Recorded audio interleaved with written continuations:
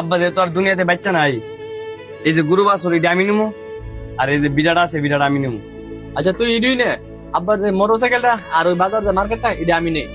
আব্বা সবই তো চাচার নিতে জায়গা, আপনি কি নিতেন না? আব্বা দাদা তো আমরা সাথে এসে আমরা ওই ফালছি দাদা দেহারা স্বপ্ন আছে গানটা কি তা নিব? হ্যাঁ আব্বা, সম্পত্তি আমারও লাগবে। আব্বা মারা যাওয়ার পরে দুইটা সম্পত্তি রেখে গেছে, এই দুইটা সম্পত্তি আমার লাগবে। আর যা কিছু সম্পত্তি আছে তোরা দুই ভাই লয়ে রাখবে। আব্বা মরে যাওয়ার পরে সব সম্পত্তি আমরা দুই ভাই নিলাম গা, আবার দুইটা সম্পত্তি কি এটা তো আমরা জানি না। ওর ভাই তুমি এটার খবরটা আমরা দাও।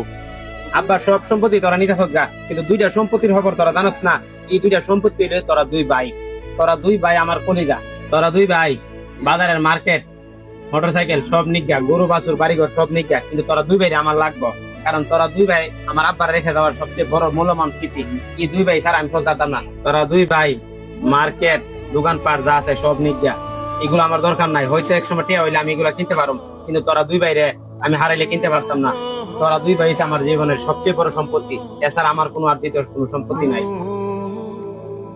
শুন ভাই, ঝগড়া বিবাদ প্রতিটা ফ্যামিলিতে হয়, তারপরও সব শেষে বাইরে মিলেমিশে থাকলে এটাই আলাদা একটা শক্তি। প্রত্যেকটা ফ্যামিলিতে যদি সব ভাইরা একাত্তর মিল্লা থাকে, তাহলে মা বাপের শেষ স্মৃতিটা ধরে রাখা হয়। এটা হচ্ছে মা বাপের শেষ একটা ইচ্ছা থাকে যে আমার সন্তানরা মিলেমিশে থাকবো। সম্পত্তির জন্য যদি আমরা তিন ভাই আলাদা হয়ে যাই, তাহলে মানুষে বলবে যে সম্পত্তির জন্য তারা তিন ভাই ভাগ হয়ে গেছে। আর আমরা তিন ভাই যদি একাত্তর থাকি, তাহলে বলবে তারা বাবা মরে যাওয়ার পরেও তারা তিন ভাই বাবার আদর্শটাকে ধরে রেখেছে। আমরা সম্পত্তি বড় বিষয় না, সবচেয়ে বড় বিষয় হচ্ছে আমরা মিলেমিশে সব ভাই এক লগে থাকবো সারা দিন। এটা একটা শক্তি ফ্যামিলি।